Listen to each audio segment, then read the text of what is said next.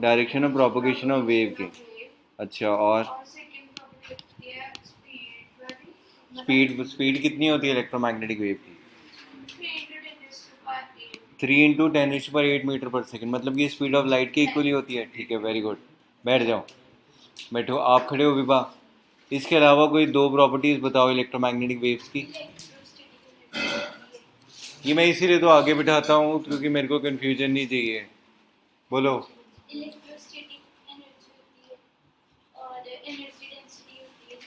Electrostatic energy की value कितनी होती है? वो तो कैपेसिटर्स की होगी ना बेटे। हाफ सी वी स्क्वायर से हमने वैल्यू निकाली थी ई एम वेव की, कितनी होती है? एनर्जी डेंसिटी बोला था जिसको, यू बाय वॉल्यूम। ठीक है, इक्वल्स टू हाफ इंटू इन। बैठ जाओ, बैठ जाओ, ई नॉट स्क्वायर। आप खड़े हो दीपकरण। हमने 4 मैक्सवेल इक्वेशंस पढ़ी थी। 4 मैक्सवेल इक्वेशन बता सकते हो कौन सी थी? D S cube on epsilon not. Very good. Second, देख के मत बताओ, अपने आप बताओ। 0 dot D L vector is equal to minus D phi bond D T. और fourth, B vector dot D L vector is equal to mu not I C plus I T. बैठ जाओ, बैठ जाओ। एक नूर, आप खड़े हो। मुझे बताओ डिस्प्लेसमेंट करंट की वैल्यू क्या होती है? डिस्प्लेसमेंट करंट की वैल्यू, हाँ, epsilon not D phi by D T. और एप्सिलॉन नॉट की वैल्यू कितनी होती है बेटे? 8.85 into 10⁻⁻। D phi upon D t. Phi क्या होता है? प्लस। बैठ जाओ, आप खड़े हो मानिक। हमने एक ना स्पेक्ट्रम पढ़ा था इलेक्ट्रोमैग्नेटिक वेव का स्पेक्ट्रम। क्या होता है इलेक्ट्रोमैग्नेटिक वेव का स्पेक्ट्रम? पहले radio waves, microwaves, infrared, visible light, ultraviolet, x rays, gamma rays और फिर से बोलो। आप तो बोल दिया ना, बिना देखे बोलो, अब तो बोल ही दिया ना। रेडियो वेव्स, नहीं प्लीज, हम हंसने से मजाक नहीं। R M I V U X D C. R से क्या होता है? Radio waves. एम से क्या होता है? माइक्रोवेव्स। आई से क्या होता है? इंफ्रा। चौथा विजिबल, फिर उसके बाद अल्ट्रावायलेट, फिर उसके बाद एक्सरे, गामा एंड कॉस्मिक। बैठ जाओ। जो एक्सरेज होती है उसकी क्या होती है? मेडिसिनल वैल्यू होती है। जैसे हम एक्सरेज कराते हैं बोन्स का। ठीक है, कौन से क्वेश्चन तक मैंने तुम्हें 9th और 10th होमवर्क दिया था? 9 10th की 8th 9 10th? 8th कर लिया था हमने। चलो 9th तुमने ट्राई किया, बस अब बोलेंगे नहीं। क्वेश्चन नंबर 9 पढ़ेंगे। क्वेश्चन नंबर 9 आर्यन रीड करो। The magnetic field in a plane electromagnetic wave is given by Dy is equal to 2 into 10 raised to power minus 7 sin। देखो, मैग्नेटिक फील्ड है ना plane electromagnetic wave, B y की value कितनी है? लिखो, B y equals to, ये value मुझे लिखवाओ। यहाँ पे हो गया बी वाई इक्वल्स टू, कितनी वैल्यू है? 2 इंटू 10⁻⁻7। आगे sin sine 0.5 sine 0.5 into 10 raised to power 3x into 10⁻3x plus plus 1.5 into 10 raised to power 11t plus 1.5 into 10⁻11t। इसको ना बेटे हम कंपेयर करेंगे। B y is equal to B naught into sine of k x plus omega t. K x plus omega t, ऐसी equations पढ़ते थे हम 11th class में। अगर के एक्स प्लस ओमेगा टी है, इसका मतलब जो वेव ट्रेवल कर रही है वो किस में कर रही है? एक्स एक्सिस में। तो यहाँ पे जब आपने कंपेयर किया तो बी नॉट की वैल्यू किसके इक्वल आ गई बताओ? 2 इंटू 10⁻⁻7। के की वैल्यू किसके इक्वल आई? 0.5 इंटू 10⁻3। लेकिन जो के होता है वो होता है 2 pi upon lambda equals to 0.5 into 10⁻3। यहाँ से क्या निकल जाएगा? लैम्डा निकल जाएगा। क्या निकल जाएगा?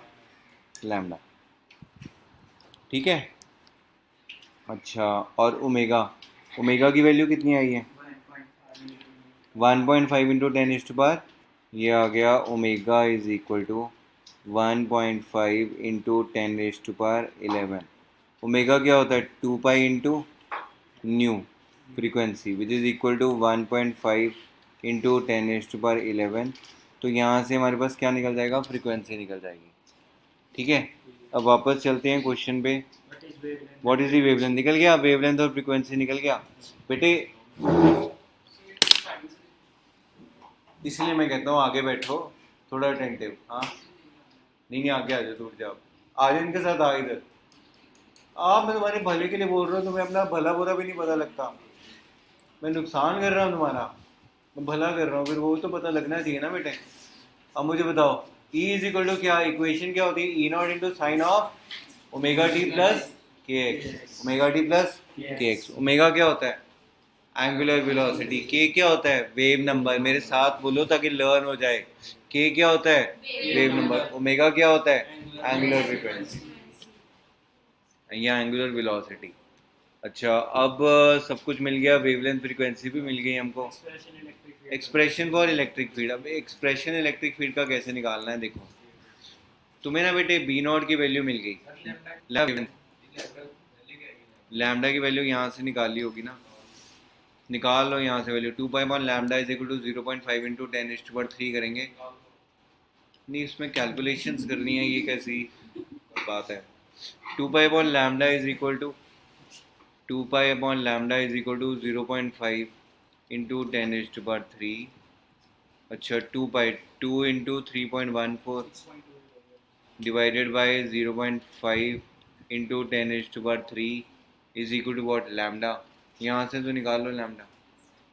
कर रहे हो क्या? अब इसको 10⁻³ ऊपर चला जाएगा, 10⁻³ सॉल्व करो लैम्डा।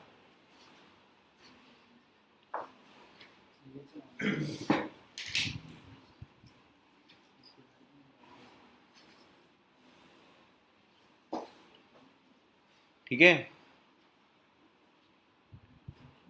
लैम्डा निकल जाएगा। उसके बाद आगे चलते हैं, कर लेंगे यहाँ पे ना। देखो बी नॉट की वैल्यू कितनी थी बताओ? बी नॉट की वैल्यू क्या थी? बोलो बोलो, आर्यन एटलीस्ट आप तो बोलो, ये तो पता नहीं। 2 इंटू 10⁻⁻7।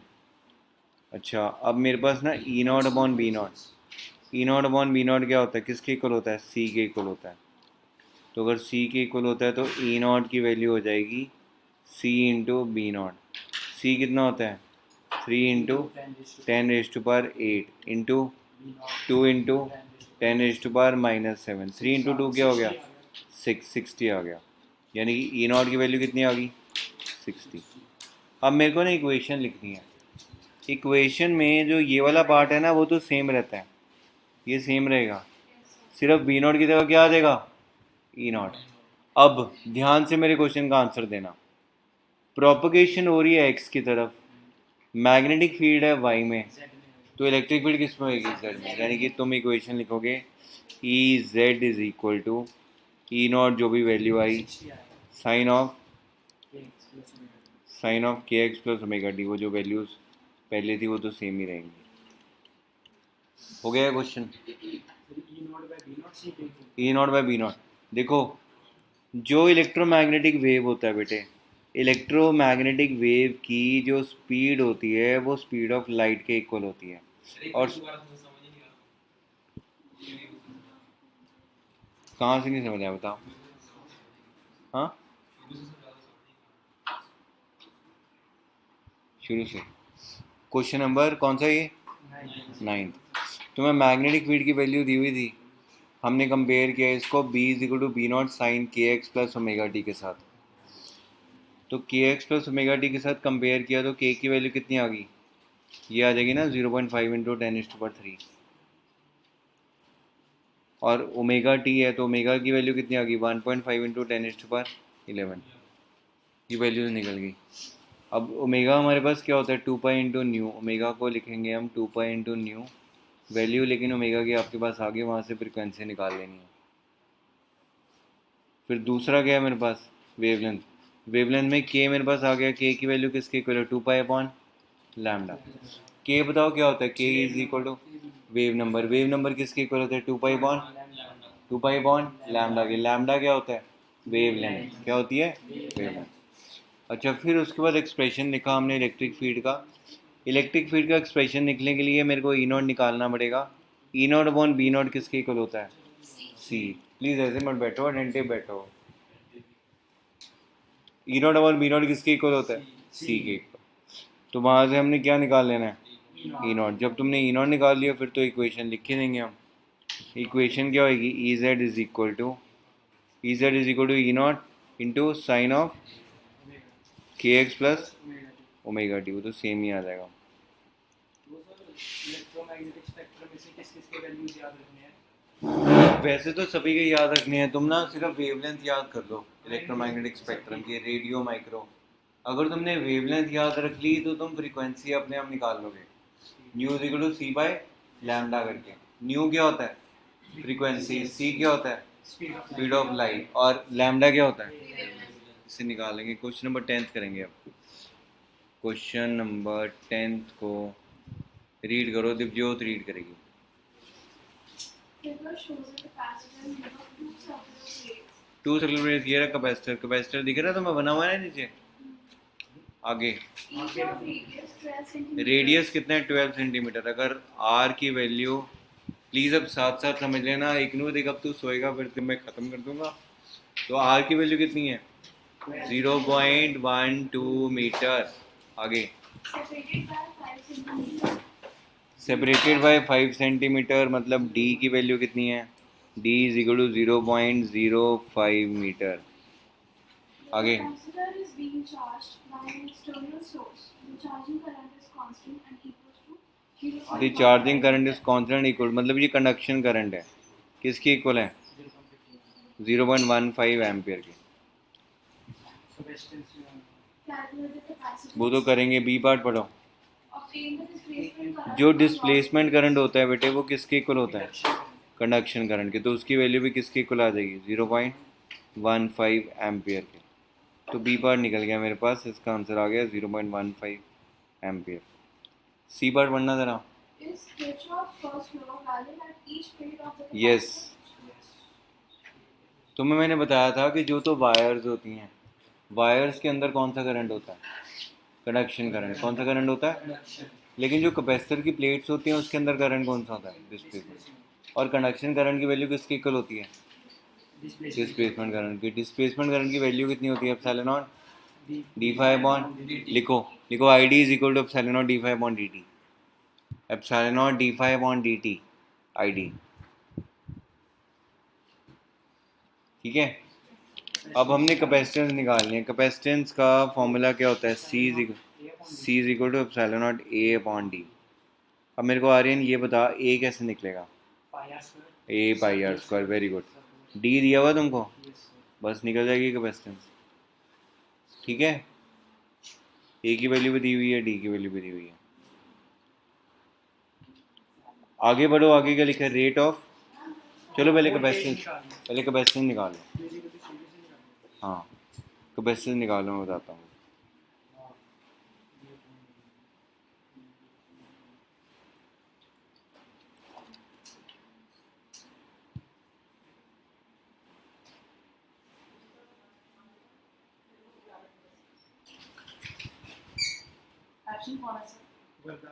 वरदान एब्सेंट है, अगस्त्या एब्सेंट। अगस्त्या का तो फ़ोन आ गया मेरे को।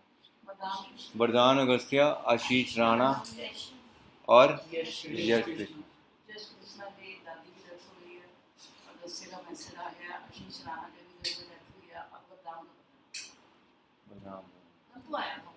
अब पिछली क्लास में तो आया था।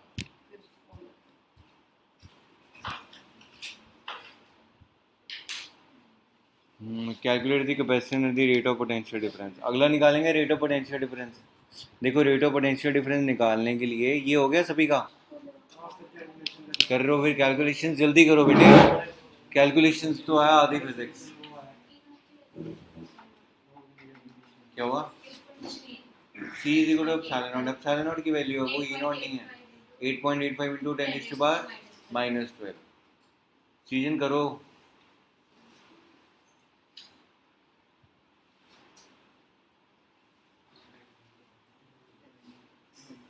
कैलकुलेटर यूज कर ले, कैलकुलेटर यूज कर ले, कैलकुलेटर यूज कर ले, बहुत होगा। नहीं पर फ़ोन नहीं निकालने, तुम फ़ोन निकालोगे ना, फ़ोन चलाओगे यार। Epsilon not A upon D पता लग गया। चलो कैलकुलेशंस घर पे कर लेना, अगला पार्ट पढ़ो। Calculate the potential difference. Potential difference निकालने के लिए हमने पता क्या करना है। पोटेंशियल डिफरेंस निकालने के लिए बेटे Q is equal to C V करना है। Q is equal to C V. अच्छा तुम क्या करो, D Q upon D T कर दो। तो D Q upon D T किसके इक्वल हो जाएगा, C into D V upon D T. ये पता है मैंने क्यों किया आर्यन, ये मैंने इसलिए किया क्योंकि उसने रेट पूछा था, तो इसलिए मैंने d V upon D t निकाल लिया। सी आपको पता है, कैपेसिटेंस निकाल d Q upon D t आपको पता है, आई है वो आई है, वो किसके इक्वल है 0.15 एम्पेयर की। समझ आ गया आपको। 0.15 एम्पेयर की D Q upon D T value substitute करो, आंसर निकालो। दिवजोत पता लग रहा है, तेरे को पता लगा एक नूर। देखो Q is equal to C V कर दिया, फिर Q को डिफरेंशिएट कर दिया टाइम के रिस्पेक्ट में, d Q upon D t हो गया equals to C into D V upon D t हो गया। D V upon D t बटे निकालना था, d Q upon D t की वैल्यू 0.15 एम्पेयर दी हुई है, सी तुमने पहले निकाल लिया। सी कैपेसिटेंस है। Capacitance of a parallel plate capacitor कितनी होती है, epsilon not A upon d, epsilon not A upon d, ए क्या होता है, area, area of cross section, D क्या होता है, separation distance, separation distance between the two plates.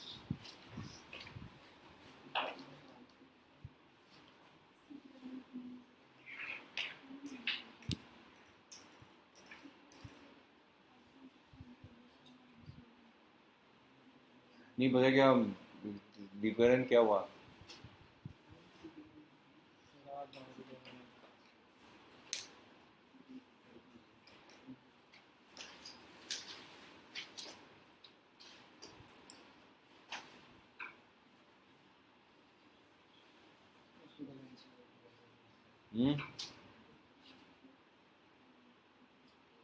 चलो ये भी हो गया 10th। अच्छा अपना एनसीईआरटी की बुक है, एनसीईआरटी निकाल लो, लेकर आए हो। लेकर क्यों नहीं आते, जब मैंने बोला हर क्लास में लेकर आना। तो बैग अलग लो।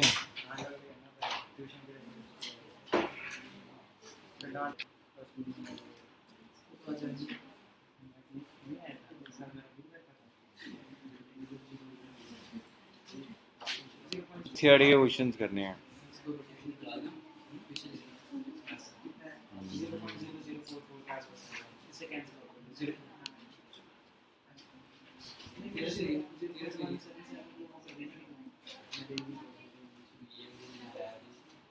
क्या हुआ, ये इसको कौन तंग कर रहा है, देखो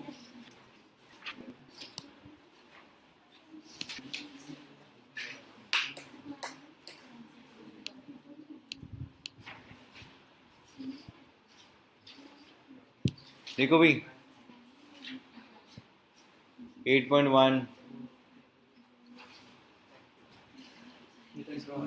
ये देखो, ये तुम्हें ना सारा अगर तुम पढ़ोगे ना बेटे, इसको रीड करोगे, सब कुछ तुम्हें बता दिया, डिस्प्लेसमेंट करंट ये सब कुछ, ठीक है, ईएम वेव, स्पेक्ट्रा, नेचर। अब एक बात बताओ, जो तुम्हारे पास इलेक्ट्रोमैग्नेटिक वेव्स हैं, इसका बेसिक ओरिजिन क्या है, मतलब एलसी ऑसिलेशंस ओरिजिन है। तो मैं कह सकता हूँ कि जो चार्ज है बेसिकली वो क्या करता है, ऑसिलेट करता है। अच्छा जो चार्ज की ऑसिलेशंस होएगी ना, उसकी जो चार्ज की ऑसिलेशंस की फ्रीक्वेंसी होएगी ना, वही तुम्हारे पास इलेक्ट्रोमैग्नेटिक वेव की फ्रीक्वेंसी होएगी। हम लोग ना डिफरेंट डिफरेंट फ्रीक्वेंसीज़ के ऊपर डिफरेंट फ्रीक्वेंसीज़ के ऊपर ऑपरेट करती हैं। जैसे डिफेंस की फ्रीक्वेंसीज अलग होती हैं, जो एफएम ब्रॉडकास्टिंग है उनकी फ्रीक्वेंसी अलग होती है। और हमारे पास लॉ है कि अगर मान लो किसी भी फ्रीक्वेंसी में किसी ने इंटरवेट किया तो डायरेक्ट इम्प्रिजनमेंट है, विदाउट एनी वो कोई जजमेंट नहीं है उसमें। पता है क्यों, क्योंकि जो डिफेंस काम करती है वो मेगाहर्ट्ज़ में काम करती है, वो हाई फ्रीक्वेंसीज में काम करती है। अच्छा, जो तुम्हारे पास ये एयरप्लेन्स की फ्रिक्वेंसीज होती हैं ये भी हाई फ्रिक्वेंसीज की इक्वल होती हैं। जो तुम्हारा एफएम होता है 88 टू 108 मेगाहर्ट्ज, जितने भी चैनल्स देख लो तुम, 89 पॉइंट जो भी है, 92.7, 94.3, ये 88 टू 108 ही हो सकते हैं। अगर ये किसी और की फ्रिक्वेंसी में इंटरप्रेट करते हैं वो पॉसिबल ही नहीं है। बात समझ में आ रही है? अच्छा, फ्रिक्वेंसीज क्या हैं? ये रेडिएशन ही तो हैं। रेडिएशंस क्या? EM waves. बहुत बड़ी बात है कि इलेक्ट्रोमैग्नेटिक वेव्स के थ्रू सिग्नल ट्रांसफ़र हो रहा है, इलेक्ट्रोमैग्नेटिक वेव्स के थ्रू इंफॉर्मेशन ट्रांसफ़र हो रही है। ये इंफॉर्मेशन ही तो है। ये तुम्हारे पास यहाँ पे जो तुम्हारे पास इंटरनेट है, इंटरनेट भी क्या इंफॉर्मेशन है बेसिकली। इंटरनेट क्या इंफॉर्मेशन है। हम लोग ब्राउज करते हैं किस चीज़ के लिए? इंफॉर्मेशन के लिए, है ना। चलो, अब हमने इसके क्वेश्चंस करने हैं। Question number 1, 8.1। कुछ क्वेश्चंस हमने किए हुए हैं, तो हमें अपने आप भी पता लग जाएगा जब हम पढ़ रहे होंगे उसको, तुम्हें होगा लगेगा। क्वेश्चन नंबर 8.1 बताओ, पढ़ो। ये ना अब इसको रीड करेगा इग्नोर। अभी भी किया 8.1, टिक लगाओ 8.1 पे। 8.1 बेटे कैपेसिटेंस वाला क्वेश्चन था, वो एनसीईआरटी का ही था जो बुकलेट में डाला हुआ था। एक्चुअली में ना तुम्हारे पास ये जो बेस है ना, ये एनसीईआरटी की इतनी अच्छी बुक है ना, मैं इसकी तारीफ कर नहीं सकता, कोई वर्ड्स ही नहीं है इसकी तारीफ करने के लिए। अच्छा, फिर वो लोग बच्चे बोलते हैं समझ नहीं आएगी। पता है क्यों नहीं समझ आती? प्रिसाइज होती है, लेकिन जब टीचर ने समझा दिया फिर एनसीईआरटी समझ में आती है। तो एनसीईआरटी बल्कि नहीं है तुम्हें बहुत बड़ा ग्रंथ दे देंगे, वो बच्चा वैसे ही नहीं पढ़ेगा जैसे कि हेल्प बुक्स होती हैं, इतनी इतनी मोटी हेल्प बुक्स, बच्चा वो वैसे ही देख के। एनसीईआरटी कंसाइज है क्योंकि उसमें सिर्फ इंफॉर्मेशन दी हुई है, वो सिर्फ और कोई बात करता ही नहीं है, पॉइंट की बात करता है बस। इसीलिए एनसीईआरटी से गुड बुक। 8.2, 8.2 को रीड करो। अच्छा, A parallel plate. हाँ पढ़ो खुशी, अब पढ़ोगे हमें खुशी होगी। पढ़ो। A parallel plate capacitor made of circular plates, each of radius r is equal to radius दिया हुआ है, कितना दिया हुआ है? 6 6 centimetre. has a capacitance capacitance भी दी हुई है, कितनी दी हुई है? लिखो कॉपी में हमने। ऐसे मत बैठो मानिक, सीधे बैठो। मैं पढ़ा भी नहीं देखा सिरा, तू पढ़ ऐसे रहा आराम से, ये ऐसे मेरे सामने बता करेंगे।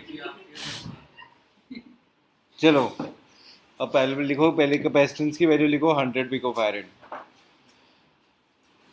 अच्छा, पिको फैरेड को फैरेड में कैसे करते हैं? 10⁻⁻⁻ माइनस माइनस 12 -9 होता है नैनो फैरेड, और -10 होता है आर्मस्ट्रॉन्ग। 11th के बच्चों को भी पता अब ये। चलो करो। 100 पिको फैरेड है तो मतलब C की वैल्यू हो जाएगी 100 इंटू 10⁻⁻12 फैरेड। रेडियस की वैल्यू 6 सेंटीमीटर है, मतलब 6 into 10⁻⁻2 metre. Capacitor is connected to 230 volts. Voltage की वैल्यू कितनी है? 230 volt. With an angular frequency omega की वैल्यू कितनी है? 300 रेडियन पर सेकेंड। क्या पूछा उसने क्वेश्चन में? पहला क्वेश्चन है what is the RMS value of conduction current. RMS value बेटे कैसे निकालेंगे? तुम निकालोगे I is equal to V upon XC। V कितना है? 230 वोल्ट। XC कितना है? XC है 1/ओमेगा C। ओमेगा भी तुमको दिया हुआ है, C भी तुमको दिया हुआ है। यहाँ से XC निकालो, I की वैल्यू निकालो।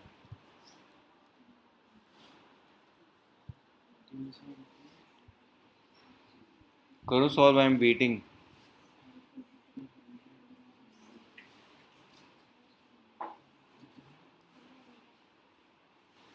समझ आया कैसे निकालने कुछ ही? 69 into 10 raised to the minus 7. 69 into XC की वैल्यू है। नहीं, I की I की वैल्यू कितनी है? 69 into 10 raised to the minus 7. -7 ampere. ये करंट आ गया। अब ये अगला बी पार्ट पढ़ो, पढ़ना जरा आ रहे हैं। Is the conduction current equal to displacement current? Yes. Yes, इसका आंसर लिखो yes, very good.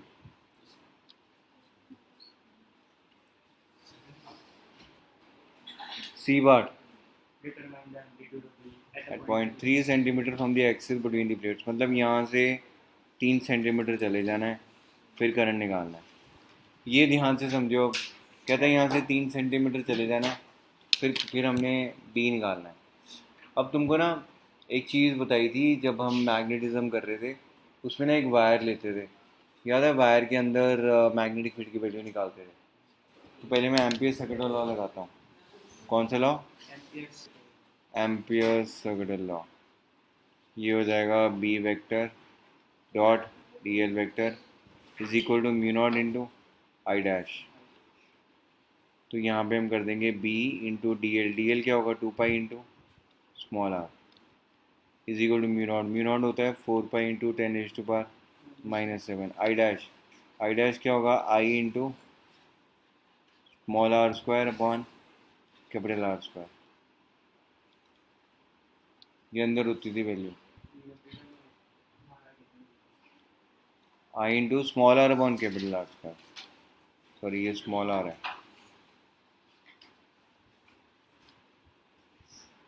Small r upon capital R square, ठीक है।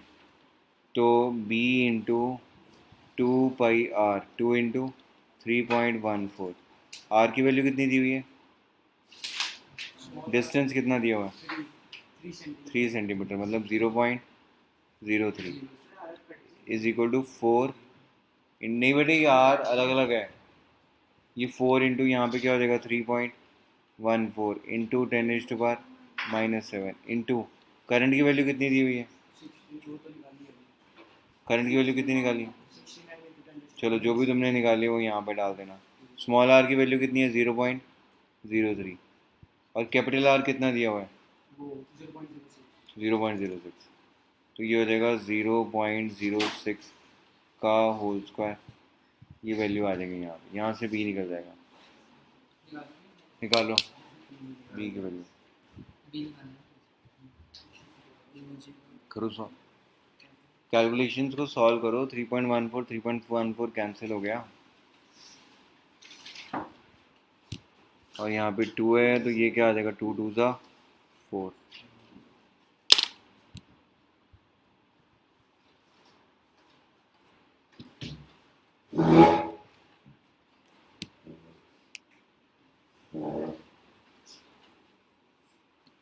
RMI VUXGC। आर से क्या है? 0.23 जो भी आ रही है वैल्यू आ जाएगी ना यहाँ से। बस मैं वो नहीं कर रहा अब सॉल्व। बी की वैल्यू तुम यहाँ से निकाल लोगे। ये क्वेश्चन नंबर कौन सा है एनसीईआरटी का? 6.8.2 8.3 करें अब। समझ आ गया सभी को?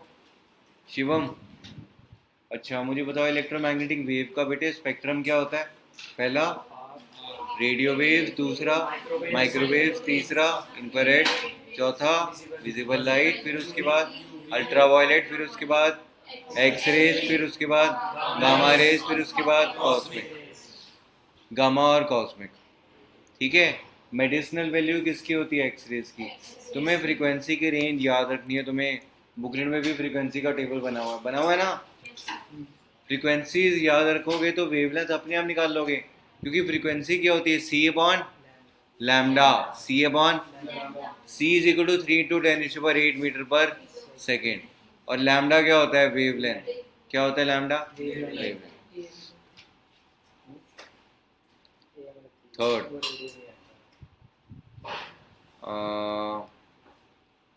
Question number 3। तो एक बार ये दिव्योत पढ़ेगी अपनी दिमाग बाद में। पढ़ो दिव्योत। What physical quantity is the same for X-rays of wavelength 10 wavelength की वैल्यू कितनी है? Lambda is equal to, wavelength है दी हुई है, लैम्डा इज इक्वल टू, पढ़ो Divyot, lambda is equal to कितना है बेटे? 10⁻⁻10। Very good, 10⁻⁻10 metre. फिर wavelength of wavelengths कि 6800 ये लैम्डा 1 है और ये लैम्डा 2। लैम्डा 2 कितना है? 6800। तो एमस्ट्रॉन्ग को मीटर्स में कन्वर्ट करेगी Prachi, angstrom metres into into 10⁻⁻10। And radio waves of wavelength 500 metre. Lambda 3 की वैल्यू कितनी है? 500 मीटर। एक्स रेज के लिए निकालना। कहता है ये अलग अलग वेवलेंथ है, कहता है इन तीनों वेवलेंथ के लिए क्या चीज़ सेम होगी?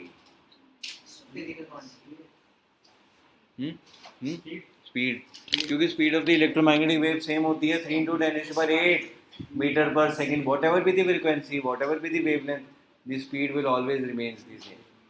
लिखो, नोट करो आंसर. लिखो the speed of electromagnetic wave will always remain constant. वहाँ पे क्वेश्चंस आएंगे, क्वेश्चंस, और तब तुमको देखना, तब तुम्हें मेरी ये वर्डिंग्स सुनो, तब तुम्हें ये मेरी वर्डिंग्स ना याद आएंगी उस पेपर में बैठ के, कि सर कहते थे क्वेश्चन कंसेप्ट. वहाँ पे तुम्हें कोई क्वेश्चन मिलेगा ही नहीं थ्योरेटिकल. पिछला बोर्ड का पेपर उठा के देख लो. हाँ बोलो, अब बोलो. नहीं, न्यूमेरिकल्स कुछ भी हो सकते हैं, पिछली बार ही नहीं आए थे. हाँ लिखो, speed of the electromagnetic wave will always remain constant in air. Medium में चेंज हो जाएगी. In air which is equal to 3 × 10⁸ metre per second, which is equal to speed of electromagnetic wave will remain constant in air, which is equal to 3 × 10⁸ meter per second.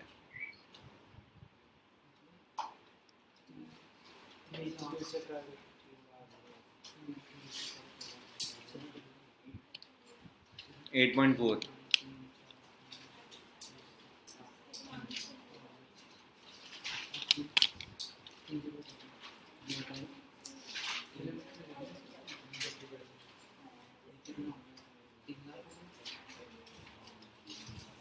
देखो, अब plane electromagnetic पढ़ो भाई. 8.4 खुशी पढ़ो.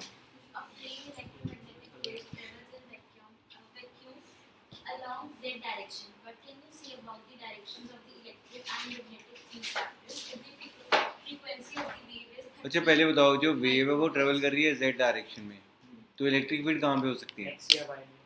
x या y में. और magnetic field भी कहाँ पे हो सकती है? तो लिखो, electric field and magnetic field are present in xy plane.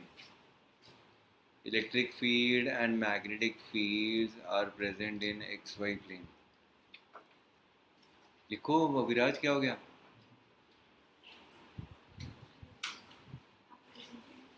आगे आगे बढ़ो खुशी. फ्रीक्वेंसी दी हुई है, वेवलेंथ कैसे निकालो? फ्रीक्वेंसी दी हुई है c/λ, निकालो. New is equal to c/λ निकालो. इग्नोर करो. मेगाहर्ट्ज, मेगाहर्ट्ज मतलब 10⁶ हर्ट्ज.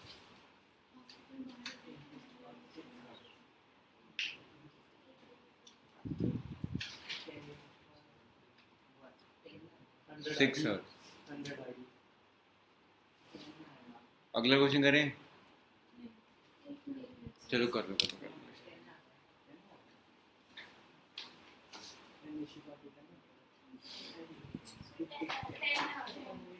जो भी वैल्यू आ रही है. क्वेश्चन नंबर 5 रीड करेगी Prachi. Prachi 5th question. Prachi 5th करो. हाँ.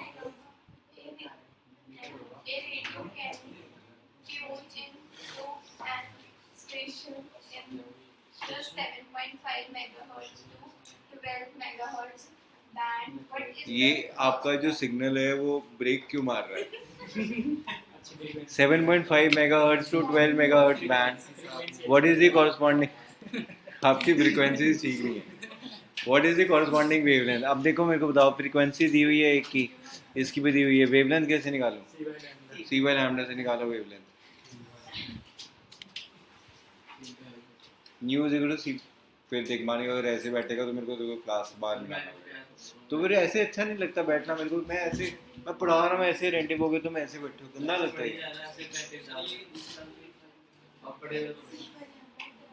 नहीं, सीधे बैठो, सीधे बैठो. चलो निकालो. News equal to c/λ. दीपकरण करो यार, मुझे उठना ही पड़ेगा. मैं उठता नहीं हूँ कि यार चल पैरों में क्या.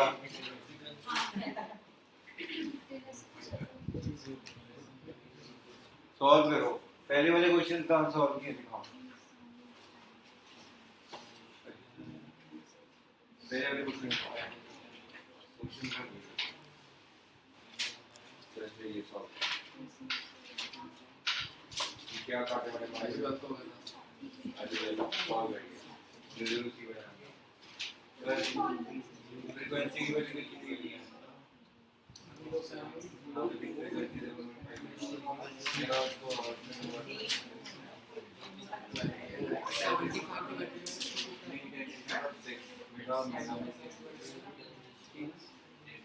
करो 7.5 into 10 is equal to 6। पहली वैल्यू कितनी आएगी आप? 0.40 होगा। 0.04 into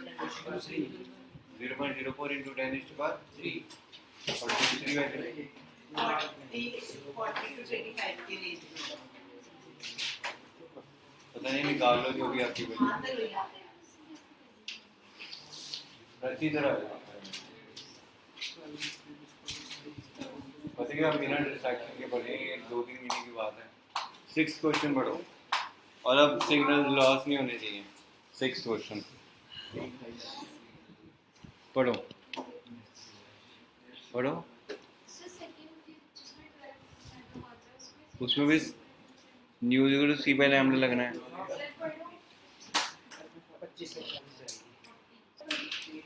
A charged particle oscillates about its mean equilibrium position with a frequency of 10 raised to the 9 Hz. What is the frequency of the electromagnetic waves produced by देखो भाई जो बेटे charge particle की जो फ्रीक्वेंसी होती है ना, किसकी फ्रीक्वेंसी भाई? charged particles? उसकी जो फ्रीक्वेंसी होती है ना, अब ध्यान रखो कि नजरी सर अभी बात को नहीं करते कागज से ये पता क्या लिखो लिखो एक the frequency of the charge particle the frequency of the charge particle is equal to the frequency of electromagnetic wave. The frequency of the charged particle is equal to the frequency of electromagnetic wave. Frequency of electromagnetic wave.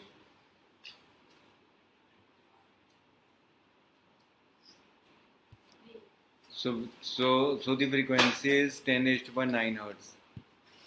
So the frequency is 10 raised to the power 9 hertz. 6 भी हो गया।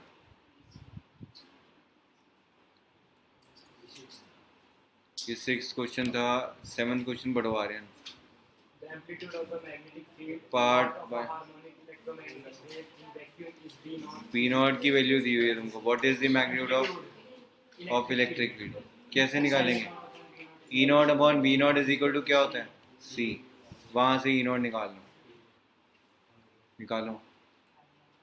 E not upon B not is equal to C होता है ना। B not तुमको दिया हुआ है। E नॉट की वैल्यू निकाल लो। C की वैल्यू तुम्हें पता है 3 × 10⁸ मीटर पर सेकेंड। C अरे नैनो टी है ना। हाँ नैनो टेस्ला 10⁻⁻9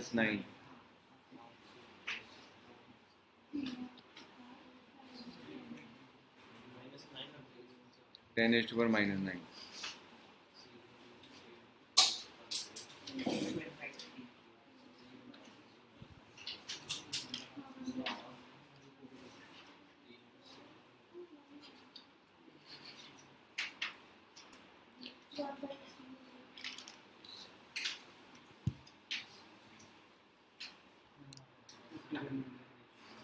चलो ठीक है जो भी आता है। 8.8 पढ़ो भाई Aryan. Suppose that the electric field amplitude of an electromagnetic wave is epsilon naught is equal to 120 Newton per coulomb and that its frequency is लिखो nu is equal to 50 hertz. Nu is equal to 50 mega hertz है, मतलब mega में 10⁻6 हो जाएगा। अच्छा ई not की value कितनी है? E not is equal to 120। अब अगर ई नॉट 120 है तो बी नॉट, तो E not upon B not क्या होएगा? सी के इक्वल होएगा। तो यहाँ से तो पहले तुम बी नॉट निकालो।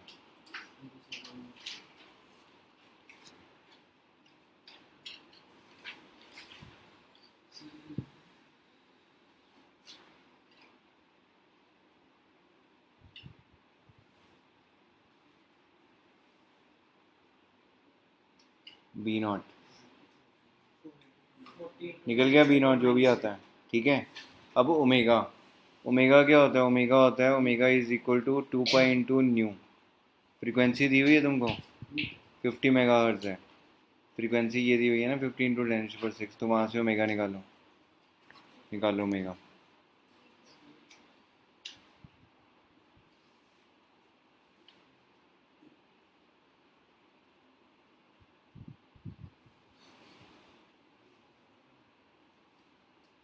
हो गया, निकालो निकालो।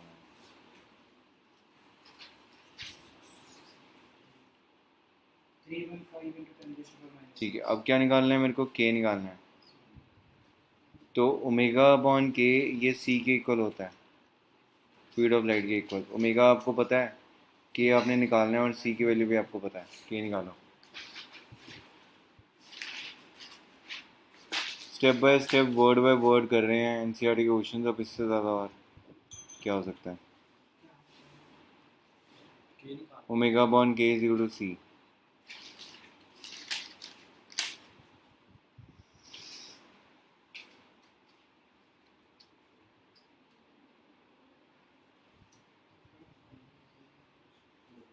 के निकालो वहाँ से। जब के निकल गया तो अब साथ में अगला पैरामीटर क्या निकालना है, लैम्डा। तो के की वैल्यू किसके इक्वल है, के is equal to 2 pi upon lambda. ये ना बेटे हर क्लास में ना एनसीईआरटी की बुक लेके आया करो। देखो अब प्रोटोकॉल यही है, हमने पार्ट 1 ख़त्म कर लिया सारा। हम किसी भी एक चैप्टर के उठा के रिवीजन किया करेंगे, मैं तुम्हें पहले बता दूंगा। फिर हमने एनसीईआरटी क्वेश्चन सारे सॉल्व करके देखने हैं। सर के Part के one. यूनिट्स क्या होंगे? के 2 पाई अपॉन लैम्डा होता है ना, हाँ, उसके तो वेवलेंथ पर के मीटर पर मीटर। यहाँ से निकल गए सारे पैरामीटर्स, के निकल गया, बस लैम्डा निकल लैम्डा निकाल लो। K is equal to 2 pi by lambda से लैम्डा निकाल लो। गया।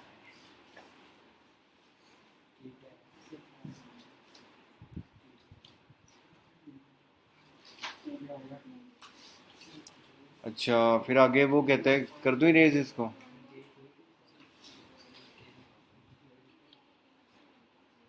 इरेज कर दूँ, लगभग 4 के आसपास लगभग 4 के आसपास देखो इरेज। क्वेश्चन नंबर कौन सा था ये, 8 एक्सप्रेशन भी लिखने हैं ये और भी के। एक्सप्रेशन लिखने के लिए क्या करेंगे हम, E is equal to E not into sine of omega T plus X by C. पहले बताओ, suppose find expression for E. सब कुछ निकाल दिया, वैल्यू यहाँ पे पुट कर देनी है और आंसर आ जाएगा। लेकिन याद रखना, अगर ये ई है ना तो ये ई वाई ले लेना, और इस omega T plus X by C वो भी ले सकते हैं, वो भी ले ले बेटा, कोई फ़र्क नहीं है। E is equal to E not into sine omega T plus K X, ये ले लो, या के एक्स प्लस ओमेगा टी ले लो, कोई फ़र्क नहीं है। तुमने एक्सप्रेशन लिखना है वेव वाली इक्वेशन का। पता क्या होता है बेटे, देखो मेरी बात सुनो। अभी हम एनसीईआरटी के चैप्टर वाइज क्वेश्चंस के रिवीजन करेंगे, तो जिन्होंने नहीं किए हुए वो भी उसको रिवाइज कर लो, नहीं तो अदरवाइज ना तुम अकेले रह जाओगे। हर एक क्वेश्चन तो मैं भी सॉल्व नहीं कर पाऊँगा। बात समझ में आ रही है। और तुम्हारे पास जो अच्छा बच्चा होगा वो भी तुम्हें सॉल्व नहीं करवा के देगा हर एक क्वेश्चन, वो तुम्हारी कॉपीज़ में होंगे, तो पढ़ो उसको अच्छे से। हमने क्लास में रिवीजन ऐसी करनी है। आगे ये हो गया question number 8। Question number 9 Aryan ji पढ़ो। The terminology of different parts यार एक मिनट यार, जब मैं क्वेश्चन पढ़ता हूँ ना तो मैं चाहता हूँ तुम फुल कंसंट्रेशन से बैठो। तुम आपस में बातें करोगे तो समझ, मैं अपने लिए थोड़ी पढ़ रहा हूँ। Question 9, the terminology of different parts of the electromagnetic spectrum in the given text use the formula E is equal to h mu for energy of a quantum of radiation photon and obtain the photon energy in units of electron volt. For different parts of electromagnetic spectrum, in what way are the different scales of photon energy that you obtain related to the source of electromagnetic actually में पता क्या होता है, जो तुम spectra पढ़ रहे हो उसमें दिवजोत हर एक पार्ट की अलग अलग फ्रिक्वेंसीज होती हैं। अब अगर हर एक पार्ट की अलग अलग फ्रीक्वेंसी होगी तो उसकी जो एनर्जी की वैल्यू है वो भी क्या होगी, डिफरेंट होगी। मतलब एक्स रेज की अलग है फ्रीक्वेंसी तो एनर्जी अलग है, गामा रेज की अलग है, इंफ्रारेड की अलग है, विजिबल की अलग है। तो वो निकालने के लिए कह रहा है, वो तुम फ्रीक्वेंसी की वैल्यू को पुट करोगे और E is equal to H into nu लगा दोगे। एच क्या होता है, एच प्लैंक्स कांस्टेंट, वैल्यू कितनी होती है उसकी, 6.6 इंटू 10⁻34। प्लैंक्स कांस्टेंट की वैल्यू होती है 6.6 इंटू 10⁻34।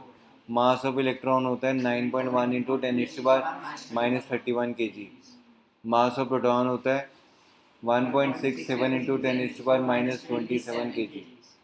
ठीक है, ये तो इसमें तो ये वैल्यू पुट करनी है।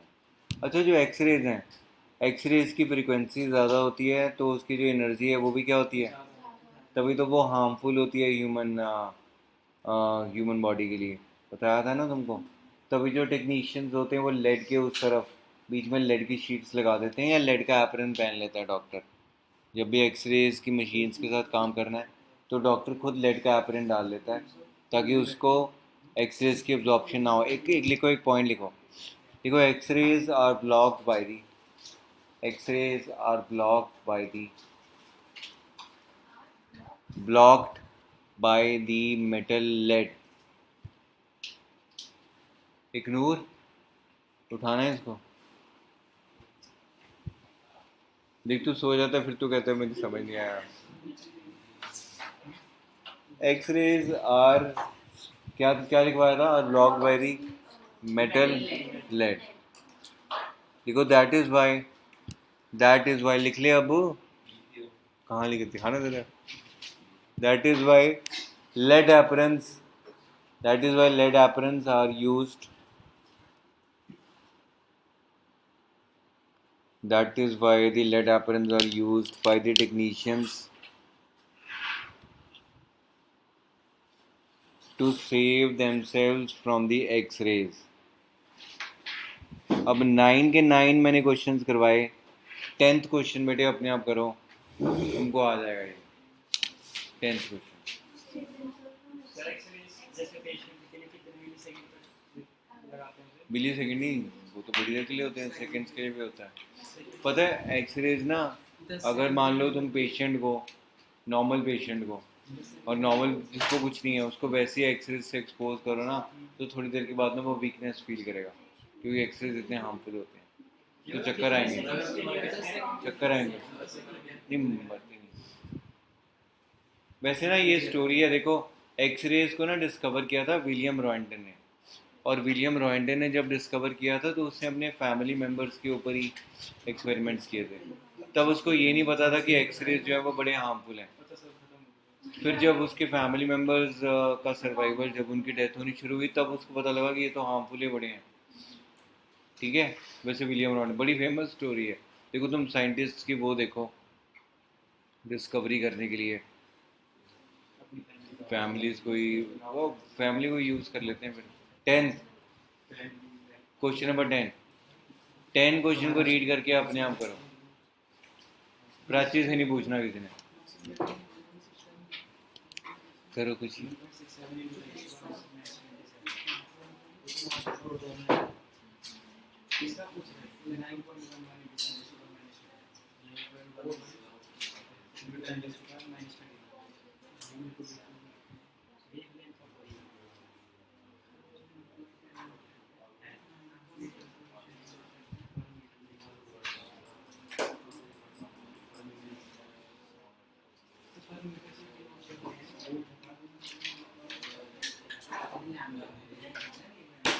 टेंथ क्वेश्चन मैंने कहा अपने आप करो, मानिक तेरा कुछ नहीं हो सकता, सारा साल में तेरे को 2 साल ठीक नहीं कर सका, तो अब तो उम्मीद ही छोड़ी हुई है मैंने। +1 +2 दो नहीं पढ़े तुमने, +1 +2, हाँ तो बस 2 साल मैं कह रहा हूँ ठीक कर ही नहीं सका, ये भी निकल जाएगी +2। चलो सॉल्व करो इसको।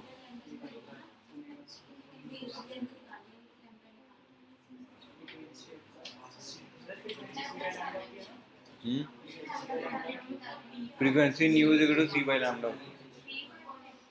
10th question. मनी इसीलिए कह रहा था आगे बैठ जाओ। सर मैंने क्या किया? तो बड़ी गलत बातें कर दी।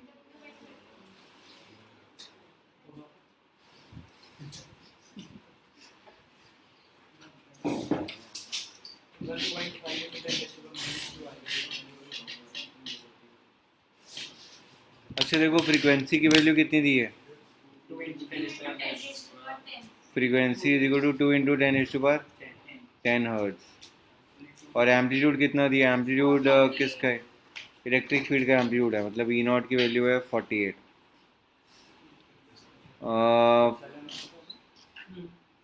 तो वेवलेंथ कैसे निकालेंगे? न्यू इज इक्वल टू क्या होता है? सी बाय न्यू तुमको दिया हुआ है, सी तुमको पता है, यहाँ से लैम्डा निकालो। ए पार्ट हो गया, लैम्डा इवैल्यूएट करो।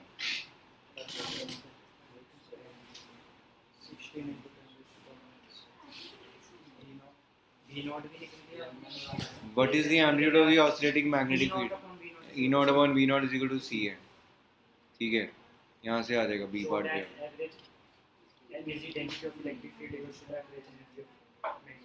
ये तो पता ही है ये तो पता ही है तुमको, पहले हमने पॉइंट्स जब प्रॉपर्टीज पढ़ी थी वो भी कर सकते हैं। ये देखो half epsilon not into E not square है, तो E not upon B not is equal to क्या होता है? सी होता है। तो ई नॉट की वैल्यू कितनी डाल दोगे तुम? C B not. तो यहाँ पे आ गया half into epsilon not into C square into B not. लेकिन सी स्क्वायर की वैल्यू किसके इक्वल होती है? C square is equal to 1 upon mu not into epsilon not. तो ये मेरे पास क्या आ जाएगा? Half epsilon not into 1 upon mu not into epsilon not, साथ में क्या हो गया? B not. तो बी नॉट का स्क्वायर है, तो ये आ गया B naught square upon 2 mu naught. यही था, हो गया।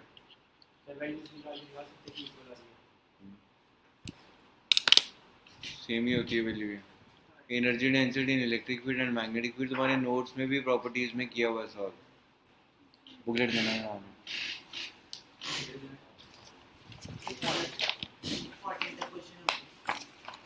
हाँ क्या इसके आगे भी क्वेश्चन है? वर्कशीट के 2 क्वेश्चन रह गए, कौन से?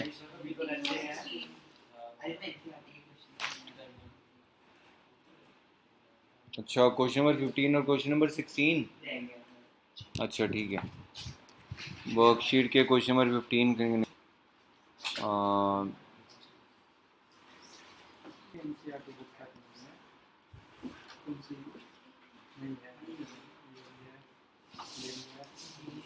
लो भाई क्वेश्चन नंबर 15 को रीड करो, अपने आप करने की कोशिश करो। वैसे से ही है जैसे अभी हमने किए हैं, ट्राई करो। पहले 15 करो, भी करा दूँगा।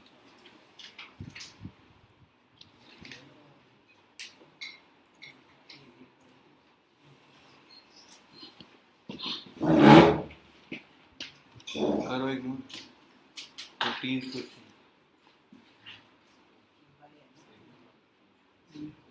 के वाई प्लस ओमेगा टी।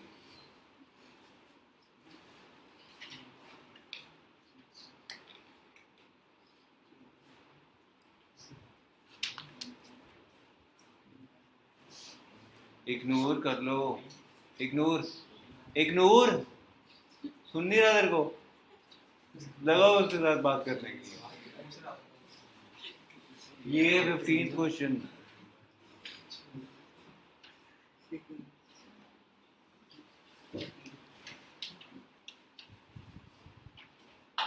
हो गया मनी, आपको तो हो ही गया होगा।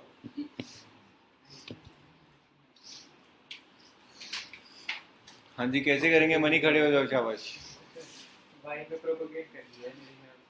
सुनो ध्यान से मनी क्या बोल रही है, बोलो मनी। आंसर कैसे निकालेंगे? और क्या क ख का थोड़ी बोलना है यहाँ पे। क ख आता है वैसे? क ख बड़ा डिफिकल्ट है, पूरा तो मुझे भी नहीं आता।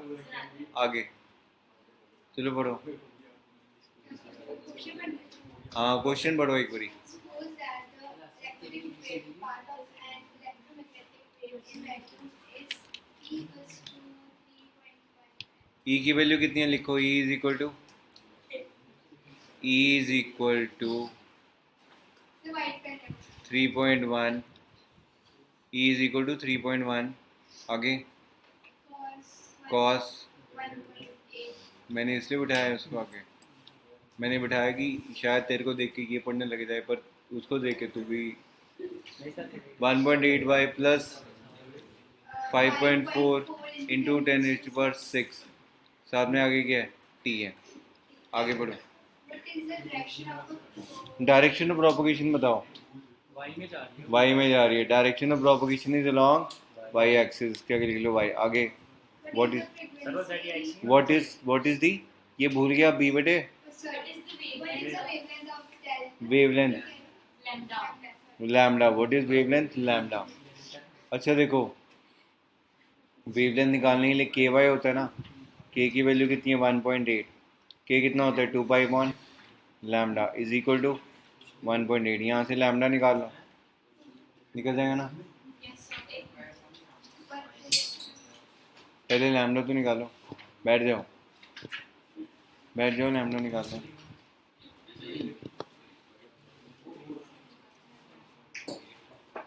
फ्रीक्वेंसी कैसे निकालेंगे,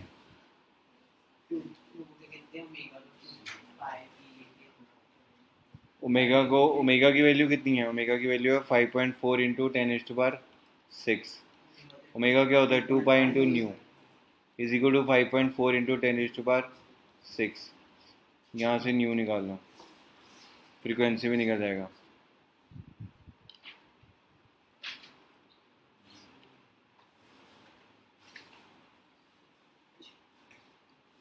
एम्पलीट्यूड ऑफ मैग्नेटिक फील्ड कैसे निकालेंगे, amplitude of magnetic field E E not upon B not is equal to C. E not upon B not is equal to C।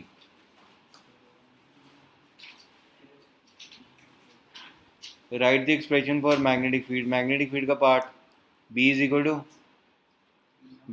B not cos, कोई same expression आ जाएगा बस। B not तुमने निकाला हुआ है, कॉस सेम।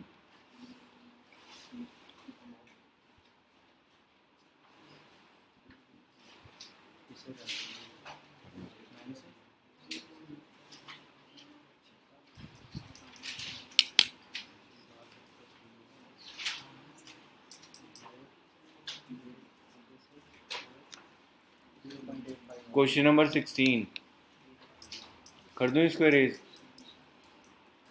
चलो जी 16 पढ़ो। मनी को पढ़ाना बहुत ज़रूरी है, पता नहीं आगे पीछे कहाँ लिखी होती है। 16 About 5% of the power of 100 watt. कितना कितना of 5% of the power Of of the 100 watt. gas. 100 watt light bulb is converted to physical, मतलब 100 वाट का सिर्फ 5% कन्वर्ट हो रहा है। मतलब अगर 100 वाट की पावर कितनी कन्वर्ट हो रही है, मतलब 5 वाट। लिखो पावर की वैल्यू कितनी है 5 watt, P is equal to 5 watt. What is the average intensity, बेटे ये ना रिलेशनशिप होता है, पावर इज इक्वल टू, नहीं intensity, intensity is equal to power upon 4 pi D square. Power का फॉर्मूला क्या होता है 5 watt, 4 pi D square, 4 pi distance कितना है 1 मीटर, तो 1 का स्क्वायर ही हो गया 1। अच्छा ये I1 हो गया। I2 की वैल्यू क्या होगी, I2 की value 5 into divided by 4 pi D square है। डी की वैल्यू कितनी है 10, तो 4 पाई इंटू 10 का स्क्वायर कितना हो गया 100। ये I2 भी आ गया और I1 भी आ गया।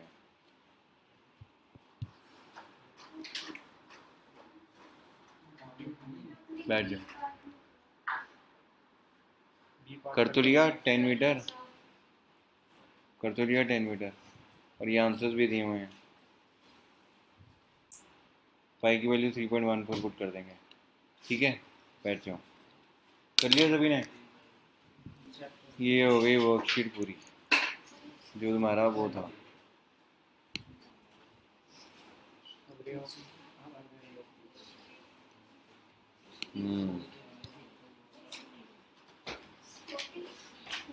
ऑप्टिक्स में bonus question होता है रे ऑप्टिक्स भी एक तरीके से bonus question होता है जी हाँ और क्या, अगर रे ऑप्टिक्स वेव ऑप्टिक्स थोड़ा सा कॉम्प्लिकेटेड है, डिफिकल्ट नहीं है, लेकिन अगर रे ऑप्टिक्स में से क्वेश्चन आता है ना तो बहुत इजीली हो जाता है। चलो समरी बननी है हमने, और ये फॉर अ चेंज मानिक पड़ेगा। मानिक फर्स्ट पॉइंट रीड करो। नहीं कोई बात नहीं, गले खराब में ही पढ़ लेते हैं, धीरे पढ़ो, धीरे बोलो बोलो। मैक्सवेल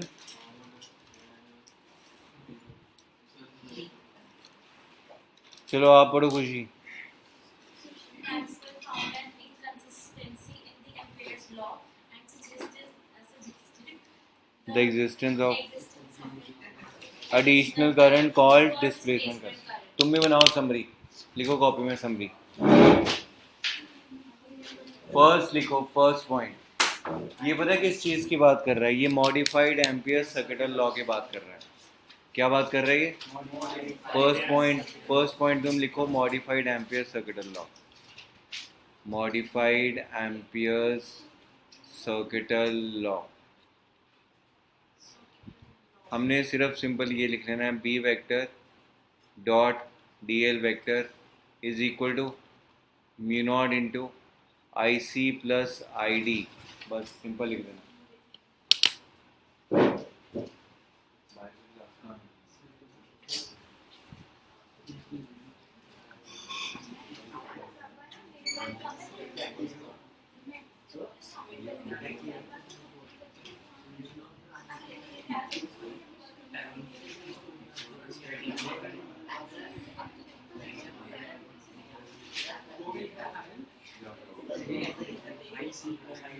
चलो लिख लिया, बी वेक्टर और D L vector equal to mu not into I C plus I D. I C क्या होता है? Conduction current. आई डी क्या होता है? आई डी की वैल्यू क्या होती है? Epsilon not D phi by D T. लिखो लिखो I D is equal to epsilon not D phi by D T.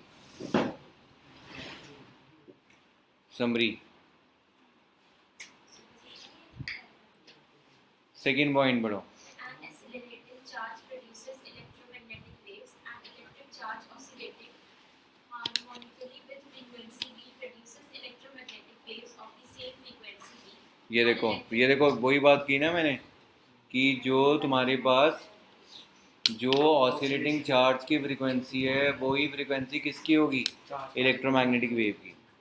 आगे। An electric dipole is a basic source of electromagnetic. अच्छा यार ये भी क्वेश्चन आया था, जेई में क्वेश्चन आया था कि what is the source of basic source of electromagnetic waves, तो वो क्या? Electric dipole. ठीक है, लिखो ये पॉइंट। सेकंड लिखो the frequency of oscillating charge, the frequency of oscillating charge, the frequency of oscillating charge and the frequency of electromagnetic waves, the frequency of oscillating charge and the frequency of electromagnetic wave are equal.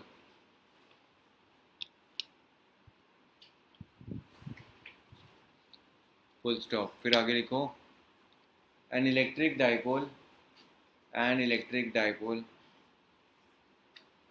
is a basic source of electromagnetic wave. An electric dipole is a basic source of electromagnetic wave.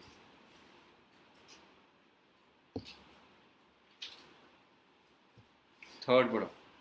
Electromagnetic waves with wavelength of the order of 3 meters were first produced and detected in the laboratory by Hertz in 1887. He thus verified the basic prediction of Maxwell's equation. Third point लिखो। ये third point मुझे ये बताओ कि NCERT में ये summary इसके आगे भी है?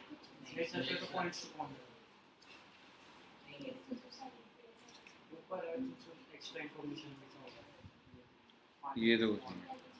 अच्छा लिखो थर्ड पॉइंट लिखो, लिखो मैक्सवेल्स इक्वेशन। मैक्सवेल इक्वेशन लिखते हैं। पहली हो जाएगी Gauss law, E vector dot D S vector is equal to, लिख रहे हो आप विराज? लग नहीं रहा मुझे। Q net upon epsilon not. Q net upon epsilon not. ये है Gauss law in electrostatics, Gauss law in इलेक्ट्रोस्टैट्स।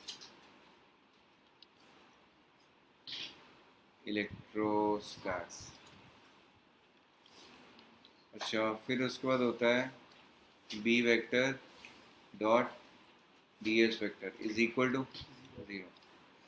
इसको बोलते हैं गॉस लॉ इन मैग्नेटिज्म।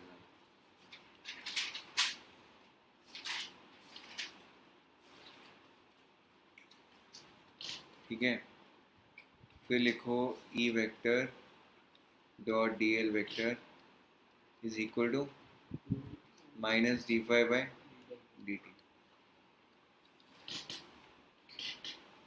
अच्छा, फिर होता है हमारे पास फोर्थ, ये होता है B vector dot D L vector is equal to mu not into I C plus I D. यहाँ पे आई डी की वैल्यू लिखो, I D is equal to epsilon not D phi by D T. देखो ये तो तुमने देख के लिखा ना, अब तुम अपने आप लिखो चारों इक्वेशंस बिना देखे।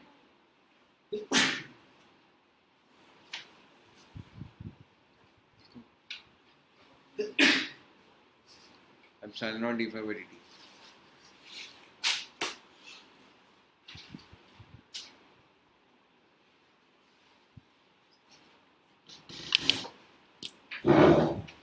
सर एक डाउट, बोलो।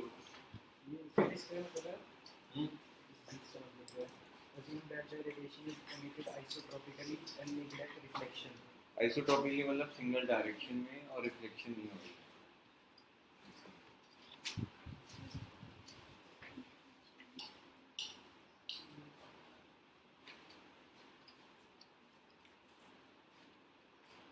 जो पहली वाली इक्वेशन है उसको हम क्या बोलते हैं?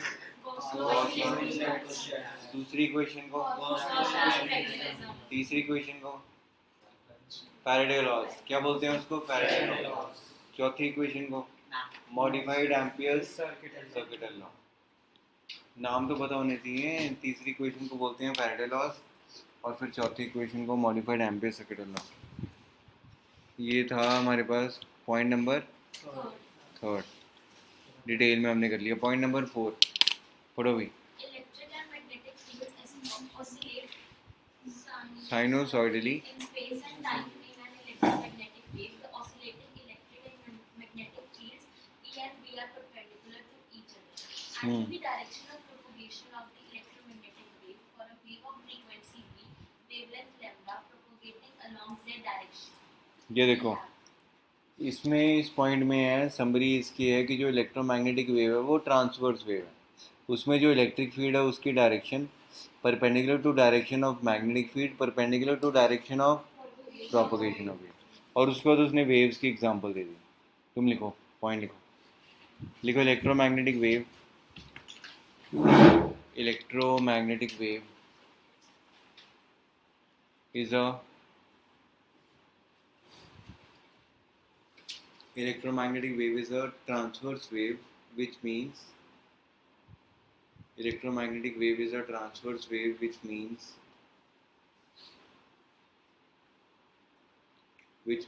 electric field is perpendicular to magnetic field. Electric field is perpendicular to magnetic field is perpendicular to the direction of propagation of wave. Is perpendicular to direction of propagation of wave. Next class में NCERT part 1 part 2 दोनों लेके आना, ठीक है, और along with the booklets. अब ये वाली जो इक्वेशन है ना वो लिखो, ये जो चारों इक्वेशन दी हुई है ना ये लिखो इसी पॉइंट में। और फिर ये भी लिखो point E naught by B not is equal to सी।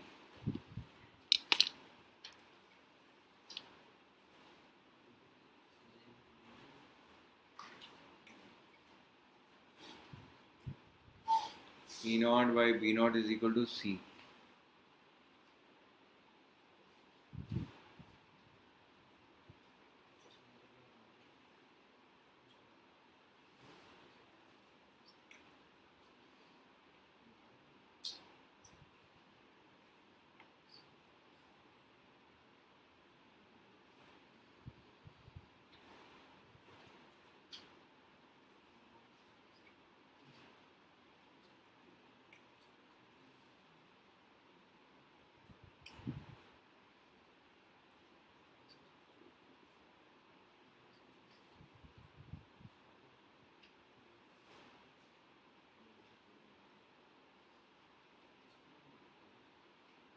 हो गया?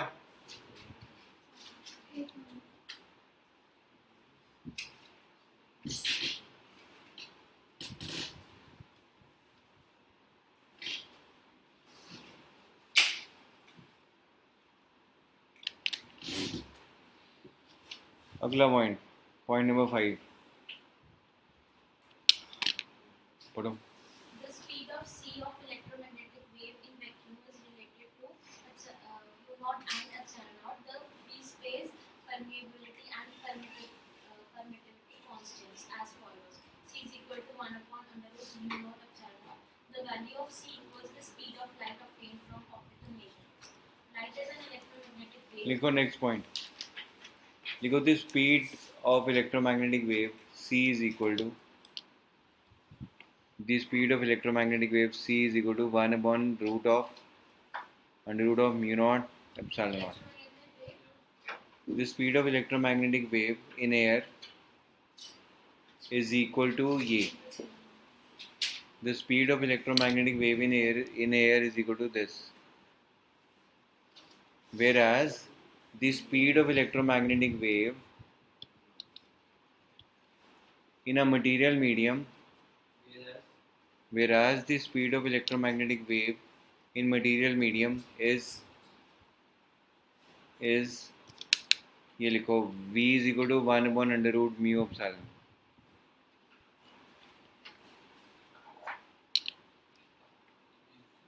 v is equal to 1 upon under root of mu into epsilon.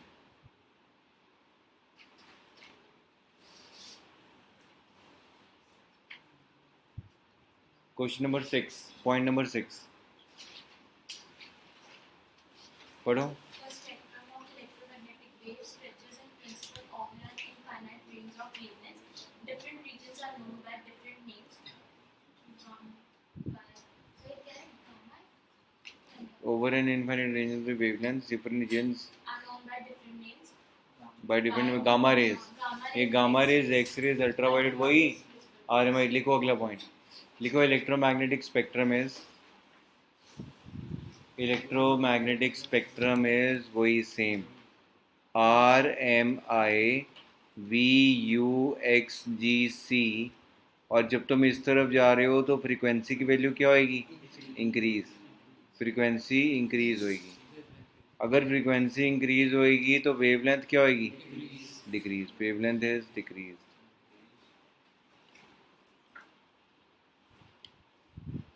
लिख लो ये point 6.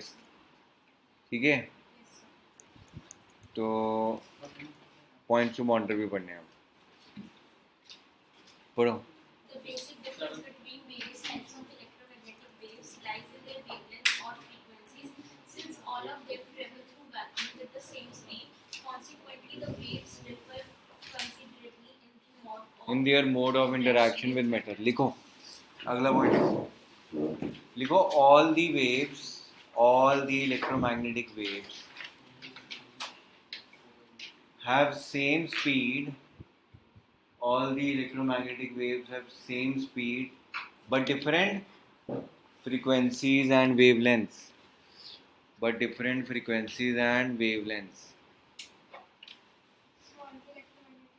Have same speed but different frequencies and wavelengths.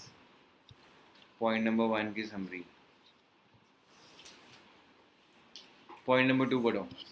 Accelerated charged particles radiate electromagnetic waves. The wavelength of the electromagnetic wave is often correlated with the characteristic size of the system that radiates. Thus, gamma radiation having wavelength of 10 raised to the power minus 14 meter to 10 raised to the power minus 15 meter typically originate from an atomic nucleus. X-rays are emitted. ये बड़ा important है बेटे. ये देखो जो gamma radiation है ना, gamma radiation जरा देखा आशीष. गामा रेडिएशन है ना जो, वो कहाँ से ओरिजिनेट करती हैं? Atomic nucleus. लिख लो. पहले लिखो गामा रेज, टेबल बनाओ. गामा रेज और उसके पहले लिखो रेज और दूसरे में लिखो पॉइंट ऑफ ओरिजिनेशन. रेज और पॉइंट ऑफ ओरिजिनेशन. रेज और पॉइंट ऑफ ओरिजिनेशन. पहले हमारे पास क्या है? Gamma radiation. क्या है ये? Gamma radiation. और इसका पॉइंट ऑफ ओरिजिनेशन क्या है? Atomic nucleus. Atomic nucleus. फिर लिखो एक्स रेज। एक्स रेज का क्या है? Heavy atoms. क्या है? Heavy atoms. फिर तीसरा लिखो रेडियो वेव्स। रेडियो वेव्स का क्या है? Accelerating electrons in a circuit. Radio waves accelerating electrons in a circuit.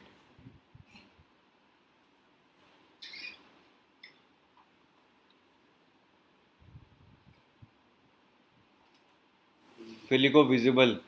Visible radiations. Visible radiations का क्या है? Atoms. एटम्स। बाय एटम्स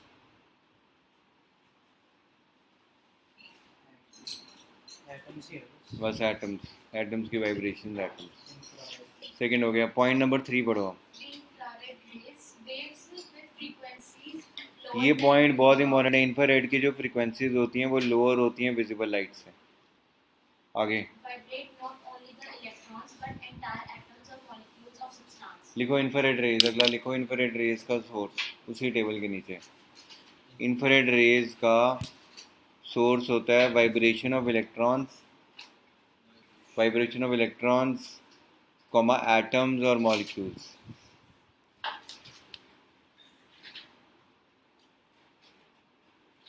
फिर आगे बढ़ो। The vibration increases the internal energy and consequently the temperature of the substance. That is why infrared waves are often called heat waves. Heat waves. लिखो ये भी point लिखो। लिखो the vibration increases, the vibration increases the internal energy, the vibration increases the internal energy and consequently increases the internal energy and consequently increases the temperature of the substance. Consequently increases the temperature of the substance. Of the substance. That is why infrared radiations are often called heat waves. Are often called heat waves. अगला point. Infrared radiations are often called heat waves. Next point. The center of sensitivity of our eyes Coincides. coincides with the center of the wavelength distribution of the sun. It is because humans have evolved with visions most sensitive to the strongest wavelengths from the sun. The center of sensitivity of our eyes coincides with the center of the wavelength distribution of the sun. It is because humans have evolved with visions most sensitive to the strongest wavelengths from the sun. अच्छा, जो human की eyes हैं वो क्यों sensitive होती हैं जब वो हम सन की रेडिएशन को देखते हैं? क्योंकि हमारी जो सेंसिटिविटी होती है, हमारी आईज़ की सेंसिटिविटी है, वो सन की सेंसिटिविटी को मैच करती है। इसीलिए we are not able to see visualise the sun. ठीक है, लिखो नेक्स्ट पॉइंट। लिखो लिखो centre of sensitivity, centre of sensitivity,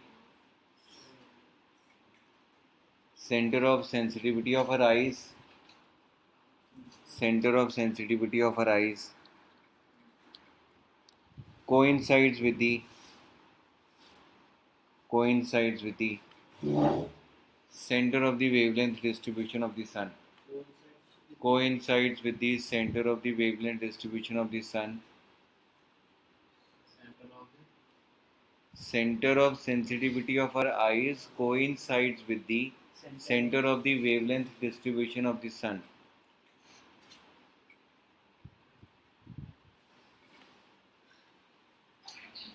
ठीक है, फुल स्टॉप। अब लिखो एक क्वेश्चन। ये क्वेश्चन अपने आप करना है, बिल्कुल मिलता जुलता ही क्वेश्चन दे रहा हूँ मैं। लिखो, और जिनको नहीं आता वो प्लीज़ टाइम मत वेस्ट करना। क्वेश्चन लिखो, calculate the amplitude of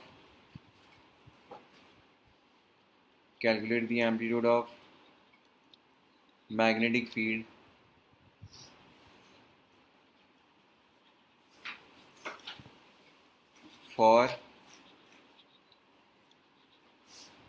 for an EM wave, EM wave की वैल्यू किसके इक्वल है? E is equal to E not sine of, एक minute, E is equal to E not नहीं, ये वैल्यू दूंगा ना मैं यहाँ पे, equals to 100 into sine of 50t plus 100x. Also write the expression of magnetic field. Write the expression of magnetic field and calculate different parameters. सारे parameters भी निकालने हैं. Calculate different parameters. अब आर्यन एक चीज़ बताओ, ध्यान से सुनना इसके क्वेश्चन को. हमने ना आज की क्लास में ना कुछ इंटेंसिटी और डिस्टेंस के बीच में एक रिलेशनशिप किया था. क्या था वो? Intensity is equal to P upon 4πt². Very good, ये भी लिखो. ये पॉइंट बहुत इंपॉर्टेंट है. Intensity of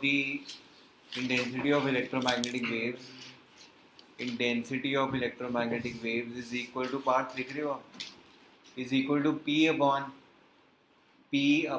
4πt². 4πt². D distance है. चलो करो ये क्वेश्चन.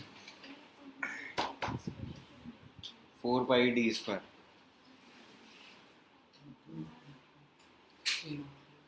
लास्ट में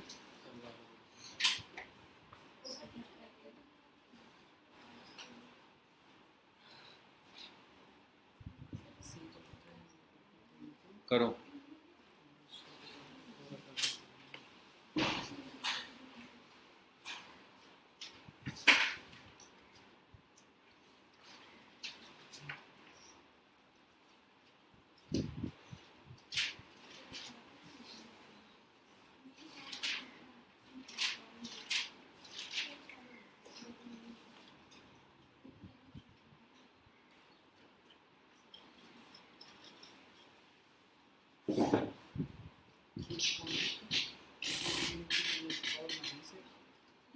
करो.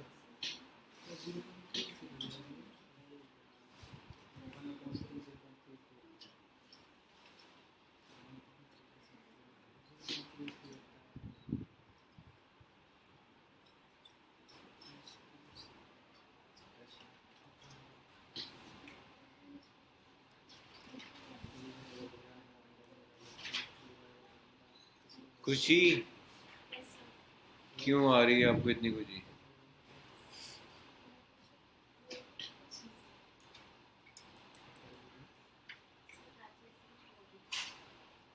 बच्ची कुछ बोल रही है? बच्ची ने अपनी चाची के पास जाना है. चलो कर लो. सर निकाल दीजिए.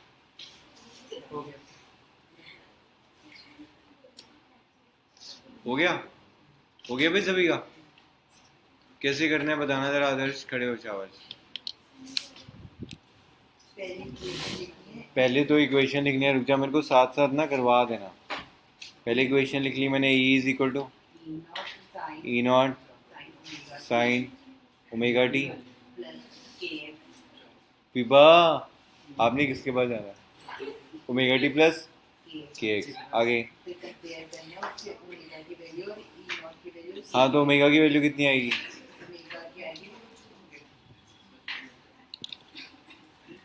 कितनी आएगी ओमेगा की value?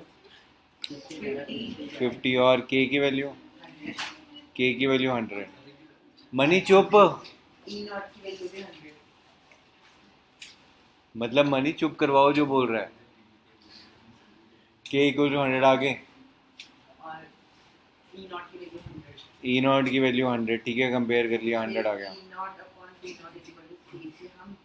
E not upon B not is equal to C लगाया. B नॉट कितना आया?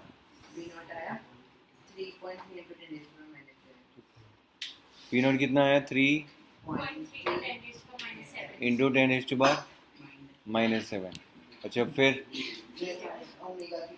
बाहर जाना है क्लास से. बस फिर चुप करके बैठो. नहीं तो क्लास से बाहर जाओ. मेरे को काम तो करवाने दो. एक और चीज़ है, अब आगे रिवीजन हो रही है तो जिन्होंने नहीं पढ़ना होता मत आओ. क्योंकि तुम्हें होगा तो है नहीं, आता तो कुछ आता नहीं होगा, और हर एक क्वेश्चन में सॉल्व करने नहीं वाला। बात समझ में आ रही है? तो घर बैठो अपना आराम से, जब अगला चैप्टर शुरू होगा तो आना। पढ़ो आगे। हाँ बोलो। K इज इक्वल टू क्या होता है? 2 pi upon lambda. 2 pi upon lambda is equal to 100, तो यहाँ से लैम्डा आ जाएगा। ठीक है, बैठ जाओ, वैल्यूज निकालो सारी, वैल्यूज निकालो। उन गंदे बच्चों को मत देखा करो जिन्होंने कुछ नहीं करना, तुम उनको देखो ना जो पढ़ रहे हैं। पता नहीं मैं कितनी एग्जांपल दे दे के तुमको थक गया।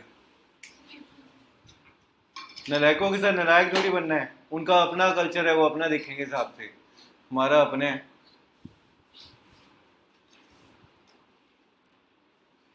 कोई क्लास ऐसी नहीं होती जिसमें तुम्हें गुस्से से पढ़ाना नहीं पड़ता, कोई क्लास ऐसी नहीं है। बल्कि मैं जब टीचर्स को बोलता हूँ ना एक्स्ट्रा क्लासेस ले लो, टीचर्स मना करते हैं, सर 12th नहीं, सर संडे नहीं, ऐसे बोलते हैं मेरे को। बहुत मुश्किल से कहते हैं वो भी उनकी हिम्मत है कि कह देते हैं। नहीं, हाँ चलो अच्छा करो इसको नोट कर लिया, बहस जितनी मर्जी करवा दो।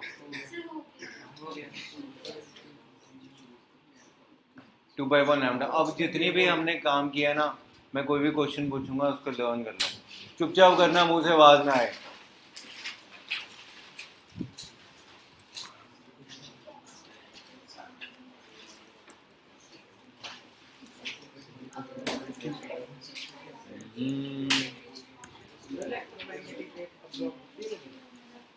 इलेक्ट्रोमैग्नेटिक वेव्स क्यों यार? अच्छा मेरी बात सुनो, बाकी जाओगी तुम, जाओ घर, तुम्हारी छुट्टी होगी यार। उसके भी क्वेश्चन नहीं पूछने दे रहे तुम। हाँ, इलेक्ट्रोमैग्नेटिक वेव्स अब्जॉर्ब हो सकती हैं, कई ऐसी सर्फेसेस होती हैं जिसमें अब्जॉर्ब होती हैं, कई बार रिफ्लेक्ट होती हैं, मोस्टली रिफ्लेक्टिव हो जाती हैं।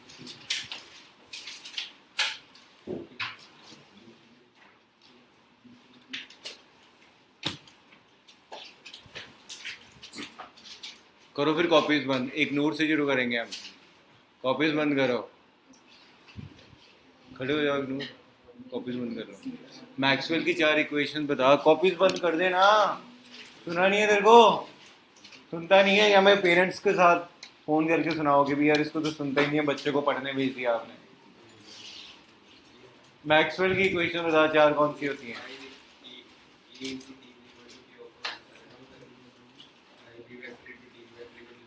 या तो उसको क्लियर बता दे। बंद कर कॉपी, कॉपी बंद करो। फिर फर्स्ट इक्वेशन बोलो कौन सी? फाइव क्या बोल रहे हो? फाइव बोलते हो, हंसो मत, तुमको आती है तो तुम बता दो। फाइव इक्वल्स टू,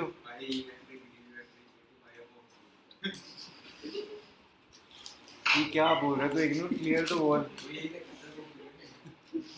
अच्छा सेकेंड इक्वेशन बोल, छोड़। तेरी इक्वेशन, हर इक्वेशन में पाई आ रहा है। फर्स्ट इक्वेशन क्या होती है बताओ? E vector dot ds vector is equal to q upon. Second equation क्या होती है? E vector dot ds vector is equal to 0। और थर्ड इक्वेशन क्या होती है? E vector dot ds vector is equal to minus d5 upon dt। Fourth equation क्या होती है? ds vector is equal to that is for the day. जाओ, मेरी हिम्मत खत्म हो गई है।